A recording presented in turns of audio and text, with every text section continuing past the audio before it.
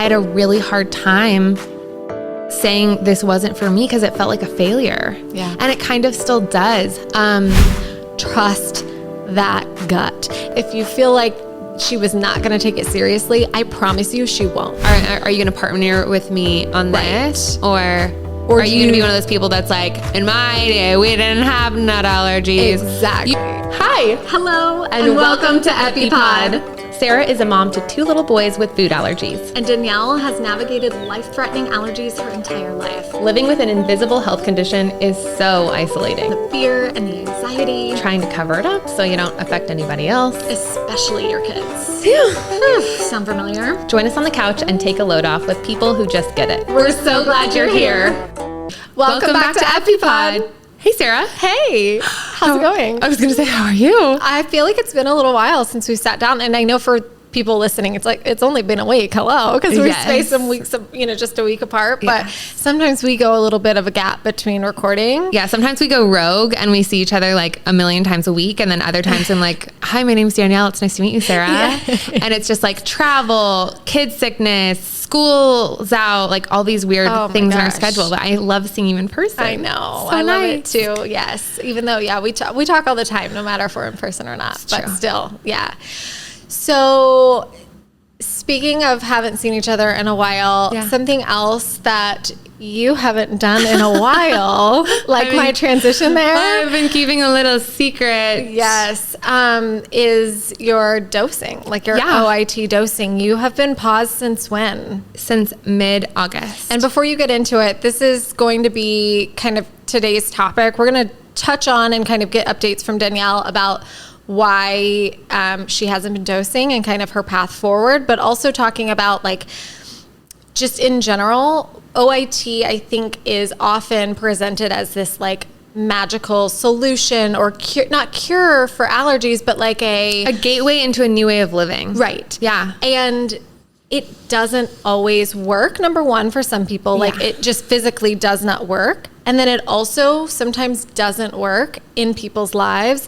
And present. And I just think it's important to do an episode like this for all those people who either have been through it and it didn't work out, or are considering it and feeling pressured to do it when maybe it's not best for them based on what they know about themselves. I think this episode is going to be really important to show that other side. So that's just kind of like a preface to this conversation, this episode today. So again, take us back, Danielle, to kind of the beginning of like that first pause you had when you thought it was really, truly going to be a brief pause. I really feel like I'm on the other end of like news reporter Sarah, and I love it. I love it. Like, go full investigative reporter on me. Let's go. Okay. What should I call you? Hoda? Yeah. I love Hoda. And Who's she's your favorite? retiring. I know. Yes. It used to be Katie Couric a long time ago when she was like really serious. And I was like, I'm going to be a serious journalist. And she had her glasses and she'd be like, the papers. But then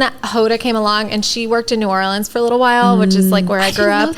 And before she got she was on the local news in New Orleans. And so I think between that and just Hoda being Hoda, and I've read all her books and I just love her so much that she's one of my favorites for sure. I'm obsessed. If you guys didn't know, Sarah never leads with this, but Sarah's an Emmy award-winning news reporter in her 1.0 career. Yeah, that's right. Yeah, there was a time and a place for that Sarah. Yes. And I mean, I truly did love that career, and it was everything I always wanted. And I shifted for, many reasons, allergies being one of them. And so, I feel like I checked all the boxes I wanted to check. And then now I'm good with it being in my past. Yeah. Yeah. But it's fun. Like when we're interviewing people, I see it like glimmer out and I'm like, how cool. It's fun to like meet.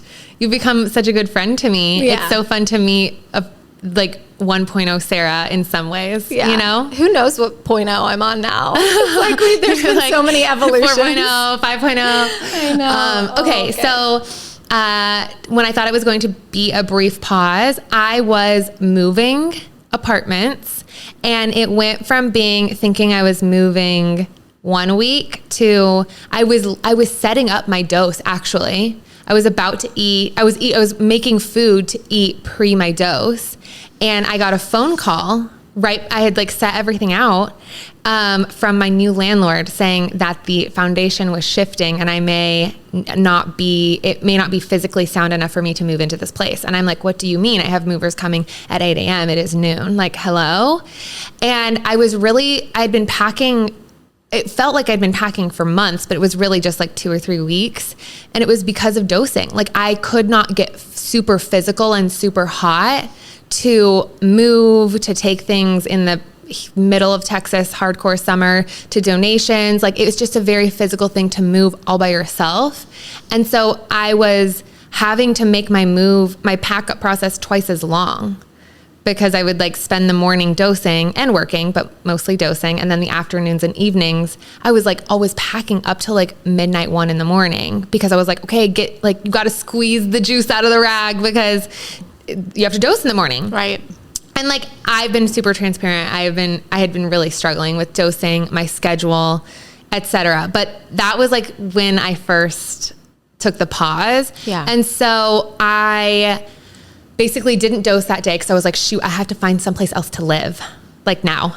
And so I hopped back on Zillow. I like immediately started touring new places, like scrambling. Luckily, my apartment building let me extend till the end of the week. They're like, we can give you a couple more days in this place. And I'm like, like I'm too high maintenance to be without a home. Yeah. I mean, worst case scenario, I would have put things in storage and like gotten an Airbnb or gone home to my parents for a few weeks. But it was just like so insanely stressful. And you cannot be in like truly fight or flight, it felt like, mode, and also expect your system to be able to safely dose. Right. So I was just like, okay, I'm going to have to take off and like put full energy into finding a new place to live last minute. And it was so disappointing because I had started looking in May because I was like, let's find the right fit for you. Yeah. So I was just like, what was that all for? Like, I gave up my summer. Everybody's all frolicking in Barcelona. And I am like touring dump after dump in Austin that's priced at like Manhattan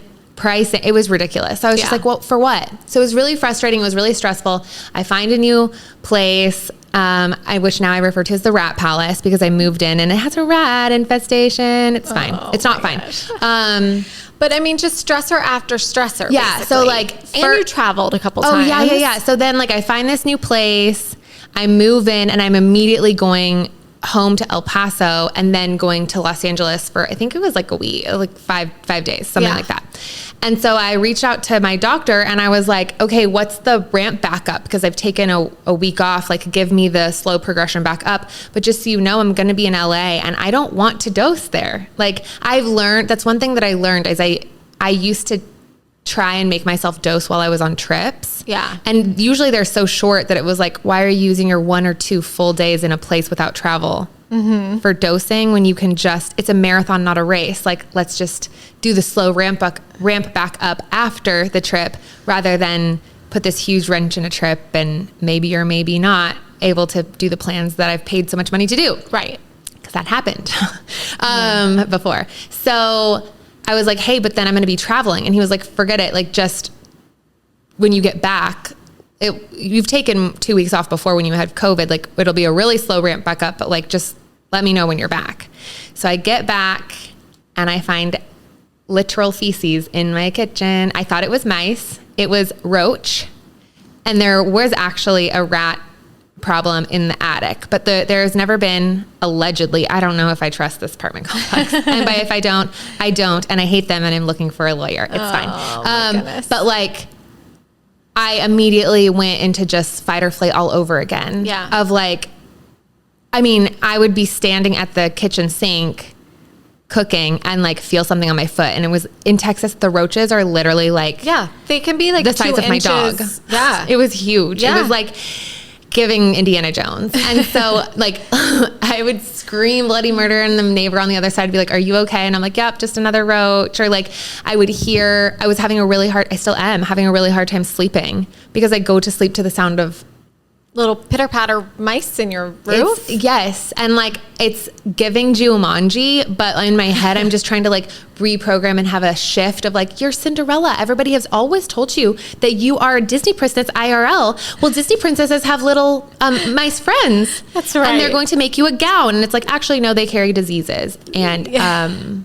Yeah. So luckily, so I've been in this place for 6 weeks and I have a Westie. You guys have met him on the pod. He's a terrier and he is very rodent oriented. Like that definitely got passed down in the genes. Yeah. And so my rule is like, unless he is alerting to something, I have to just relax. I'm still not sleeping great. Yeah. I'm still just like trying to figure out what next steps are. Like, am I putting things in storage? Am I going home for the holidays early? Am I moving out? Am I going to stick it out for more remediation? Like, Yeah. it's just, there's poison everywhere. Yeah. They're tracking feces through the house. Like, oh my God, they opened the attic and poop came showering down on me. God. It was just, it's been a lot. So anyways, it was like a series of unfortunate events where I was just like, my immune system is not in the place to be able to be set up for any kind of success. Right. I cannot handle this with stress. I cannot handle it physically.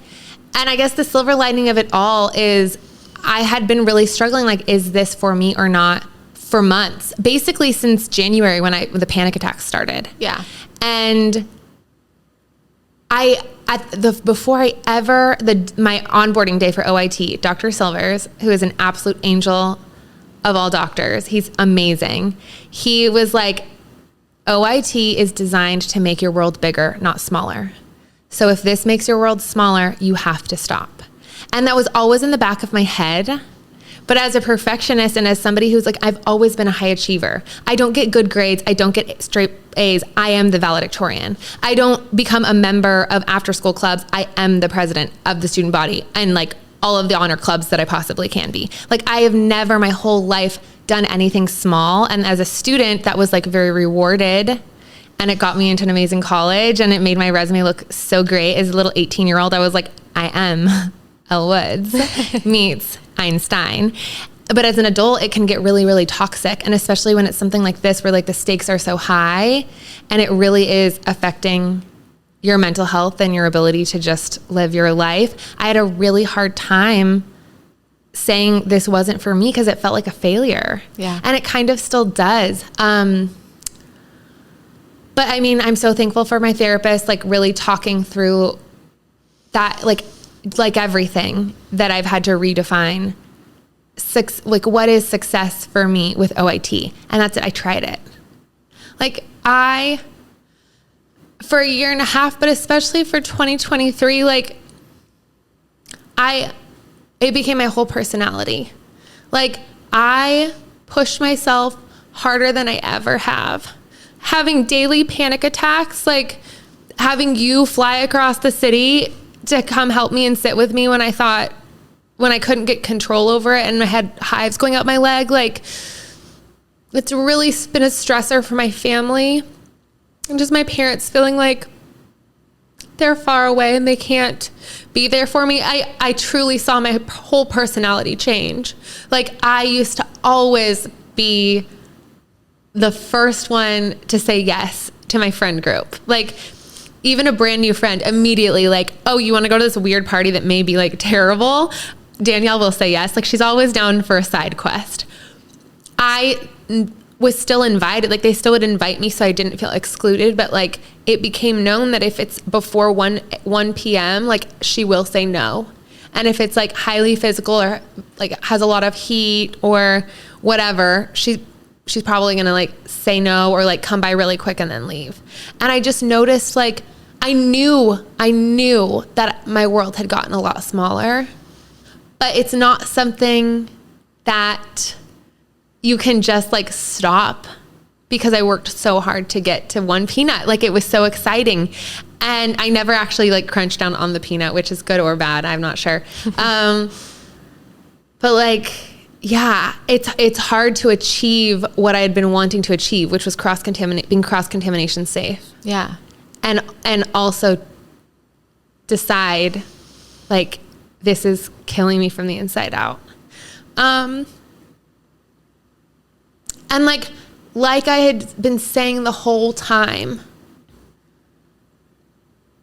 I was always like, I'm choosing to do OIT for today. That's kind of how I'm looking at it right now. Like, I know that I don't want to dose today. There is not a single cell that wants to dose. and maybe that's going to be forever. It probably will be, but like, whether it's like through therapy or if I try medication, like talking with Alyssa when she came on for a mental health episode, that was really inspiring to me and something I'm still curious about. Maybe I do try to get my anxiety treatment shifts enough, whether through medication or therapy or whatever, that I want to try again. Yeah. And maybe I will, but like for right now, for my level of anxiety, for my age, and for how high my numbers were, I think it also was like, I knew just how it like drained me down. It like brought me down to like my bare bones. Yeah. And that was just peanut. And now I have 4 anaphylactic tree nuts to do next. I barely was keeping my head above water with the peanuts. I just don't know if I had it in me to do the tree nuts. Right. And maybe I could have, because I certainly went way further than I ever thought possible with peanuts. But I was just like, even though I was dealing with rats above my head, poison in the backyard, roaches crawling on my feet, a terrible apartment management company, clients, and like on the work side, like going crazy, all this travel, like there was so much drama that I could have been like, this is a bad day. Like, this is a terrible day. But I still would wake up and be like, it's summer vacation. Today is summer vacation. Today is Christmas morning. Yeah. Because I don't have to dose. And actually, we were recording a podcast. It was like, I guess it was back in August, but we were recording and you're like, oh, what's on the dock for the rest of your day? And I was like, well, I think it's just allergies, but I'm like literally going to sit down and pray to God that I wake up tomorrow with a fever. And you were like, what? Yeah. And I was like, I hope that I'm sick. Like, I hope I get COVID or something. I hope I have a fever tomorrow. And you were like, okay, again, what? Yeah. And I was like, because I'm going back into the doctor on Friday and tomorrow's Thursday. And if I have a fever tomorrow, then I have to cancel. I get to cancel my appointment for Friday. Meaning you wouldn't updose. Correct. Or I wouldn't he wanted me to go into the office to build back up because it'd been so long. Yeah. I was nervous to do it at home. Like we both just felt more comfortable with me being in the office. Right. And no part of me wanted to do it. Not even 0.001%. I was praying for COVID. I was praying for a fever. And I mean, if there's any crystal, sign like this, like if there's any clearer sign. Yeah. Well, I did. I woke up sick the next morning. Like I was sick, not just like a little sick. I was sick. And I literally was like, most people like pull out their heating pad and find their Advil. I was running around the top of my apartment with the rats above me going like fist pumping because I got to cancel my appointment. Yeah. And I was like, okay. You have to listen to that. Correct. I also, oh my gosh, I'm going to cry again. We've talked about it before. Like one of my screensavers on my phone is like a photo of myself when I was really little. And I just got to the point where I was like, you can't keep doing that to her. Like, you really can't keep doing that to her. Like, I want to go back to her. Like, I want to go back to the person who loved working out in the morning and who was the yes person for their friends and was always down for an adventure. And like, yes, when I was on that bachelorette party, I noticed like, wow, you're really having to say no to things that you were still saying no to in the program, but you knew like maybe soon I can say yes to this. It was like these small little like family owned diners in Breckenridge. And they were like small kitchen. There's probably going to be some sort of cross contamination with pecans, but it's up to you. Like we can clean a pan. And I was like, that's okay. I don't want to have an issue in the middle of nowhere. And it's like take the attention off the bride. So it's hard. It's like everything with allergies, it's gray. But I think the net it washes out to, I want to go back to that life versus the OIT life. And another thing that was really clarifying for me, and this is the last thing, I started following this girl. Her handle is All You Can't Eat, and she lives in LA, and she and her husband are curious about Charleston as well, which is like my dream city. And she does this recap on her Instagram story every day where she's like, times I thought about my allergy today, and she counts them. And I really relate to her because she lives in LA. I used to live in LA. She has this travel PR job. I love to travel. I love PR, receiving it. But whatever, I see myself in her, and she says like how many times I thought about it today. And when she's traveling, it's like 8, 15, 5. When she's at home, especially after she's done traveling, she's like 0. It was a great day. I had to think about it 0 times. I had a lot of work to catch up on. I ate at home. I made all 3 of my meals. And I was like, that's why I don't want to eat out. Like, that's why I don't want to travel. That's why I feel like I can't ever even dream of going to Europe again, because I'm doing constant gymnastics in my head. Days that I would dose, my count ticker is already starting when I go to bed. Like, am I getting enough sleep? Okay, did I wake up early enough? Okay, I can't walk the dog for very long because it's hot outside and I can't let my body get too hot.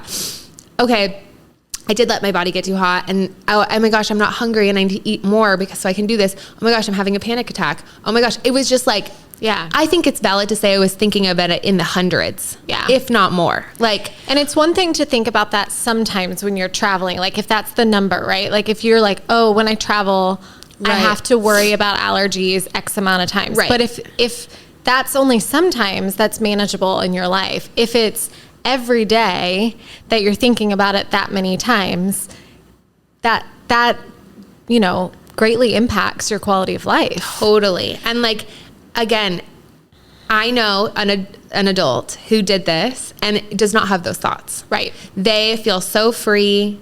They went on vacation, don't even say the nut allergy at the table. Like, crazy how it's transformed his life. Yeah. I am not that person. Right. Like, I have severe anxiety. Yeah. So, and I've always, I think, been a lot more cautious than he ever was with his allergy. Yeah. So it's just such a good example that like it can be transformative for others in a positive way. And in my case, it was transformative for me in a really negative way. And I, being the hard-headed person that I am, I didn't stop at the minor reactions.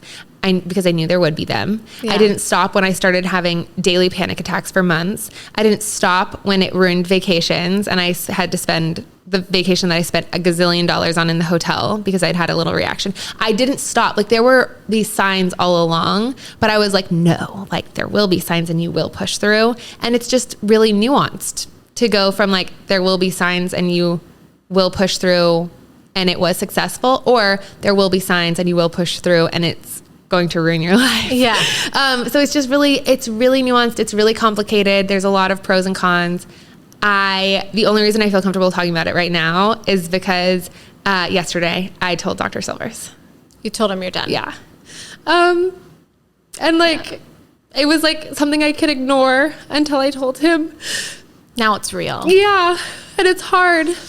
Like, he was so supportive and so patient, and like I was like the most high maintenance OIT patient ever. Like everybody at Aspire like all pitched in to try and help me, and it just feels like it's really easy to talk negatively and be like, for what? And like I still need to process and journal, but I do know it wasn't for nothing. Like, I'm so grateful that I tried. I always thought of myself as a strong person, but this like a whole other level of strength that I didn't know. And like, I already see myself being like, because I have more room on my plate again. Yeah. I'm willing to do some of the things that like I've talked about in therapy, but I just didn't have the umph in me. Mm-hmm. I spent the whole first half of the day worrying, like I just want to sit on the couch and have a glass of wine. Like I don't want to go outside and try and eat a meal at a new restaurant. Yeah. I don't have it in me. And like I'm eating out more than I have in a while. So I'm like already seeing some of the benefits. That's great. Yeah. And I mean, you not only tried, but you did succeed. I mean, you got to a place where you were eating the, protein wise, the amount of a peanut. Yeah. I mean, that is huge. Totally. And I think, just showing yourself that you can push through hard times. But sometimes, I mean, even, it's not even that you hit too many roadblocks and now like you have to stop. It's that you've tried something, you've evaluated if it's the right thing for you or not, and you're brave enough to say, no, it's not. And I think that, is stronger than pushing through one more time. Yeah. Thanks. You know?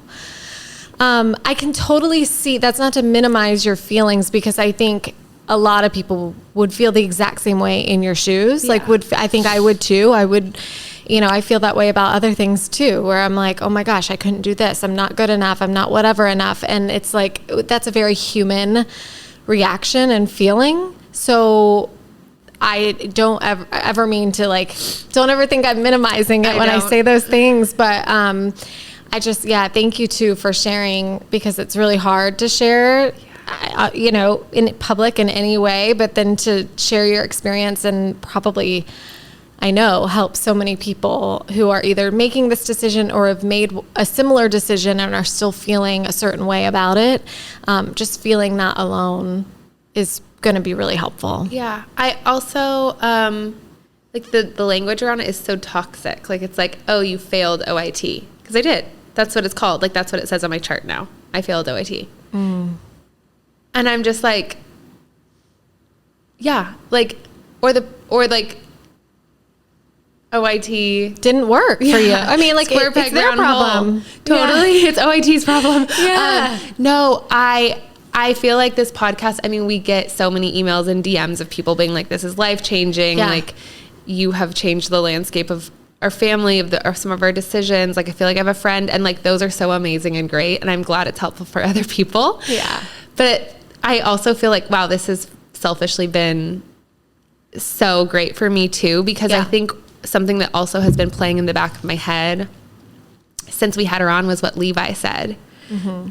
And she wasn't speaking about treatment, but it meant a lot to me. It was like a huge aha moment. And I wrote it down. I journal about it still all the time, where she was talking about not living a big life, like letting your allergies stop you from living. Like, you're giving up more than if you had taken the risk, the calculated risk, done everything you could to keep yourself safe and done it anyways. And I was like, oh my gosh, that's me. Like, I'm not living my life because I'm trying so badly to mitigate the risks that I have boiled my life down into a morning walk, a white knuckle period, a little bit less of a white knuckle period, sleep, do it again. Yeah. And for me, I was just like, I want to dream again. I want to go to Europe again. I want to work out at 6 a.m. again. Yeah. And again, some people do OIT because it gets them to a point and it catapults them to, hey, I can go to Europe now and I can be safe and I can feel free and I can feel less scared. Yeah. I mean, that is the point of OIT. Totally. But I think, as you said before, not only is it nuanced, but each person is so different, and how the kind of daily rigor of OIT affects you totally really will play a big role. So if you're listening to Danielle and you're like, well, that's not me at all. I think I'm going to be cool with whatever my doctor says, you know, and just wait the hour and then go about my life and not worry about anything. And then and you don't have any setbacks, or you don't have any, maybe you have a partner at home with you that you're not feeling as, you were doing this all by yourself, alone in your apartment. That is not easy for anyone to do. And so I think situationally, if something is different, or if you are listening and you're like, well, I just don't have that kind of anxiety, I am excited to do this. I think you should try it. We do OIT, and I mean, not OIT tip, but it's similar in a lot of ways, and it is very stressful and hard. I'm not saying it's not, but we have a different experience. Yeah. And again, it's a child. It's not me. There's so many differences. I'm just saying, I don't think this should deter anyone from doing OIT, but I do think it's a data point.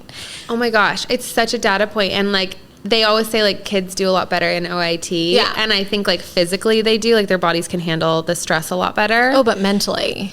Oh my gosh. I shared a couple of weeks ago, Cracker Jacks. I remember sucking on a Cracker Jack, digging through the box to get to the popcorn. There were peanuts in there. Yeah. And I don't know if my allergy just got worse as I got older, or if I was just oh, my throat's really itchy and we just didn't know any better. Yeah. But if you had given me OIT when I was a kid, even up to late high school, I think I would have had quite the opposite experience. Yeah. But like, well, and you also, again, would have had your parents there. Yeah. I mean, it just is so different. But like I remember, like, even, gosh, it was like 2019, 2018, 2019. I found this bakery in Palm Springs when I would go out for Stagecoach, and my roommates and I loved this bakery. We would like drive like 45 minutes out of the way hungover to go to this one bakery, and they had great coffee and they had these giant muffins. And I remember this is the owner working it, and I was like, oh, I have a peanut and a tree nut allergy, and he was like, you should not get these pastries. Like, there's everything in the back there. Yeah. I'm the owner, and I'm saying like, you really shouldn't. Yeah. Not because of like, I'm trying to cover my ass. Right. I'm like, genuinely, we made banana nut muffins sometimes right after, right before, right after. Like, I just don't know. And I was like, I'm sure it's fine. Like, I'll know really quick. I'm sure it's fine. And then I went to stage, like, that's who I was in 2019. Right. So like, even in college, even after college, but I think going through a traumatic event. Yep. And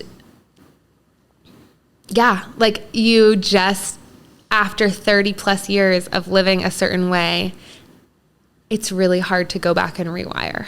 Yeah. So yeah, for now, I'm going to extend summer vacation indefinitely.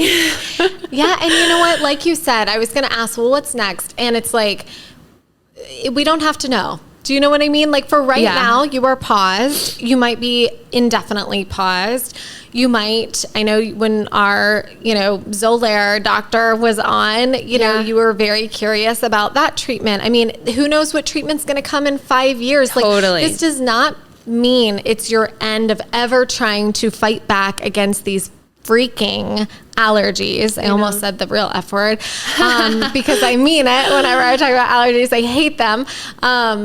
But this is not your end. Like, there are so many other things that could be in the future. And for now, stopping OIT is what you need. It's what will work for you now. Yeah.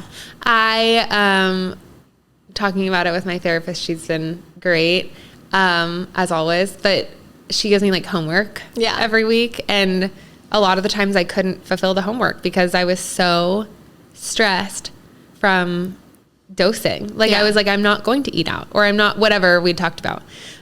When I was like, okay, like, I'm extending summer vacation indefinitely to her, she was like, okay, your homework is like, go enjoy summer. Like, go wake up and take a hot yoga class at whatever time you want. You want to sleep until 11 because you don't have to dose? Yeah. Sleep until 11 because you don't have to dose. Like, enjoy doing whatever you want. You used to say, like, on a travel day that it was like a vacation. Enjoy every day being vacation again. Yeah. So I think that's been helpful for me to cut the noise of like, you failed. Like, that's how I'm cutting the noise. Right. You're enjoying yourself now. Yeah. Good. Well, thank you again for sharing, because I know that was not easy, and this whole journey has not been easy for you, but I do think it's going to help a lot of people, and hopefully helped a little bit yourself too, just to like cathartically share sometimes is what we all need. Totally. And I think like I went out on my own terms. Mm-hmm. And I think that's like something that I can also really hang on to. I didn't go out when I was like having panic attacks every day. I didn't go out when I had a mild reaction. I didn't go out when office visits were like kind of haunting me. Like, I didn't let any of like the big scaries take me out. I got to be like, it's going fine. Like, it's going great physically, but like I'm signing off. Right. Sayonara. Yeah. Yeah. Thanks for being my friend. Yeah. This is like total, like, you're my food allergy mom. No.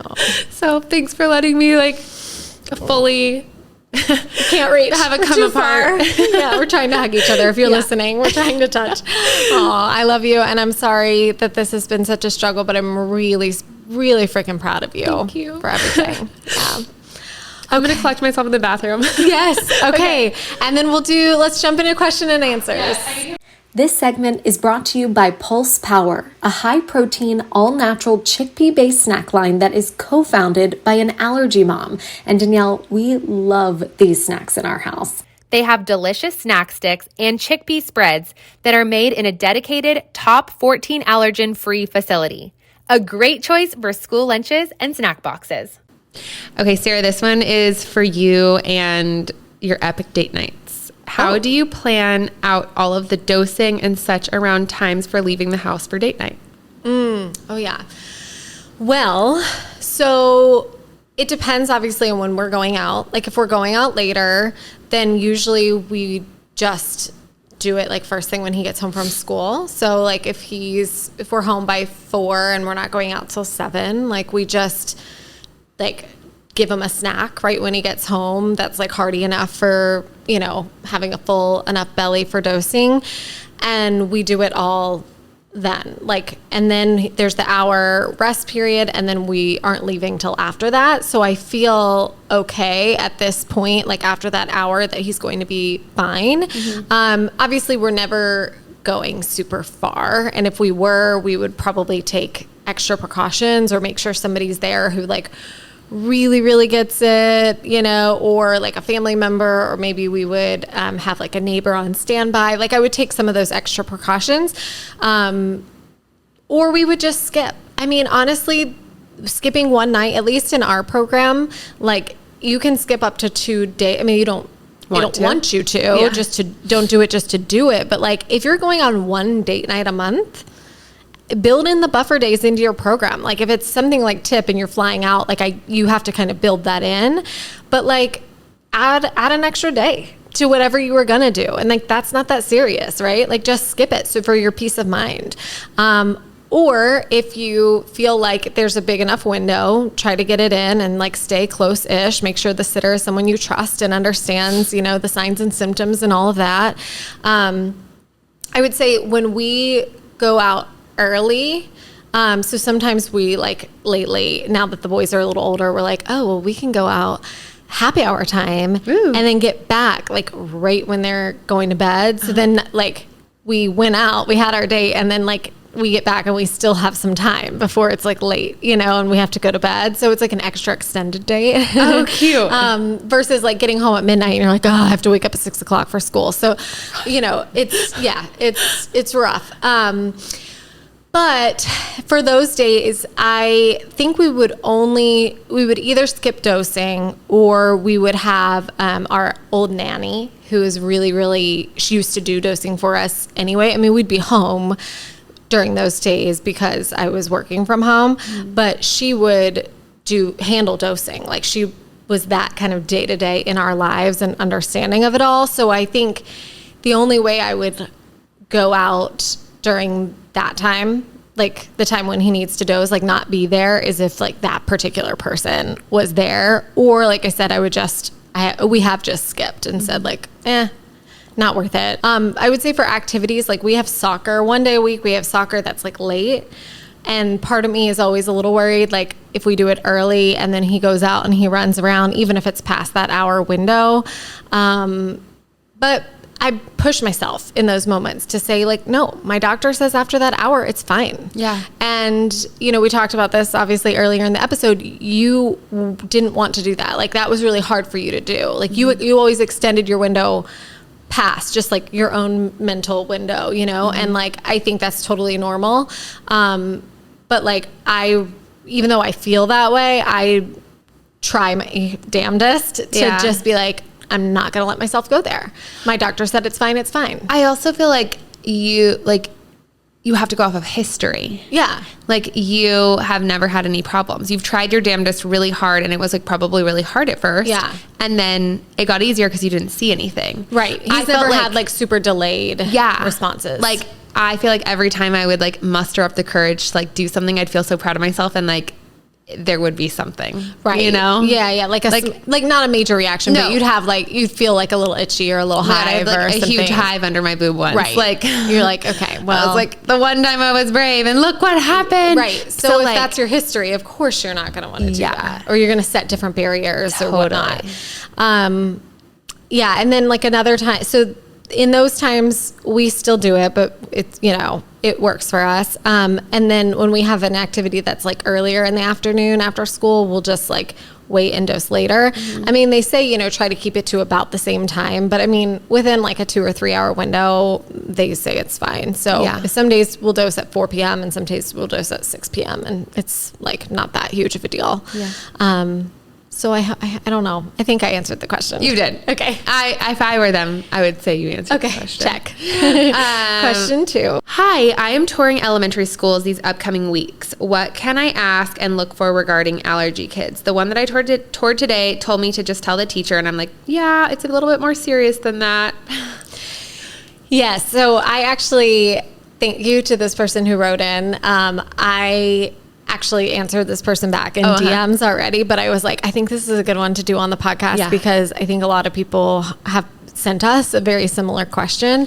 And what I told her was, and it's like so not that good of advice, but the first thing I said was like, in every single thing I've done as a parent, like when I've not trusted my gut instinct, it hasn't gone well. And when I have, we've been fine. And so I think the fact that you even wrote the question of like, I was a little, like I said this and this lady said, oh, just tell the teacher. And I felt weird about that. Like, trust that gut. If that feels weird, if you feel like she was not going to take it seriously, I promise you she won't. I promise you she's uneducated about allergies. It's just not worth it to stress yourself out every day or to try to make someone understand something that they're just not willing to even try to understand. And I mean, yeah, maybe she is, but ultimately she didn't have like the empathy bone in that first moment. And to me, that's a big red flag. So again, not sure that that's like, you know, follow your gut. That's not like the greatest tactical advice, but I definitely would start there. And then I also said to her in terms of like, what questions do you ask? I do start with open-ended questions. Like, what are your allergy policies here? And depending on how they answer that, like when we were looking for daycares and such, was huge to me. Yeah. If you're like, well, what do you mean? I mean, we have kids with allergies. Like if that's the response, that's, I mean, it's not like I'm writing you off right then there, but like, that's not the response I'm looking for. I want to know like, oh yeah, we had a couple kids last year. This is what we did. You know, this parent wanted this. We can accommodate this way. Like, give me some real juicy, meaty things that you do here to make sure that kids with allergies are safe. Like, here's how we wipe down the tables. We give all the kids the wipes. We make sure everybody washes their hands. We don't allow peanuts in here, whatever it may be. But like, give me something. Tell me something about what you do and how you know about allergies. Yeah. So I usually start vague and just see what they give me. Of course, you need to be talking to the right person, right? If you're talking to some like random person at the front desk, maybe they don't know and that's okay, you know? And then I ask specifically questions about like the schedule, about eating arrangements. So like, do we all eat in the class or is it we eat in a lunchroom? Does everybody have an assigned seat or is it free seating? Are there any kind of food bans in terms of, peanut free, nut free, whatever it might be? How have you handled food allergy kiddos in the past? What are your policies or what are you willing to do in terms of hand washing or wiping hands? What is their schedule? Meaning like, are they going from here to the cafeteria, from here to music? Are they coming right back in the room? Like, just so you're aware of like who's getting them next after the lunch hour. Are there people there to monitor lunch tables? Like all of these questions are things that I ask, like both when he was entering kindergarten and going into daycare settings. So is it ever a situation, like I'm thinking back to my elementary, middle school, I was obsessed with it. Like there's no place else that I would ever, it would have been like oh my gosh, it was the best experience ever. There was no, I mean, it was also the totally different world then, but like, is there ever a world in which you ask them an open-ended question and they don't have, like they give you an unsatisfactory or like a wishy-washy answer and you're like, okay, but like they're willing to learn essentially? Yeah, I think I do. I think just again, the gut of like, did they respond passively like this teacher did, you know, to this question, this person who wrote in's question? Or were they genuinely like, well, what do you mean? Or, oh, this is what we've done in the past. Is there something you need? Is there something that we can do differently to help you? Like, how they answer is not just a like, do they have it all A plus 100? Did they get get an A on the test? It's not necessarily a test in that way. It's more of like I'm a vibe check. That I'm getting from you. So I do think there are people that you can work with. Are you going to partner with me on this? Or are you going to be one of those people that's like, in my day, we didn't have nut allergies. Exactly. You can't be anaphylactic to dairy. That's a tummy problem. Whatever BS they spew. Yes, yes. And then I just thought of a few more, like definitely ask about like snacks and like birthday treats and things in the classroom. So like, what are the rules for that?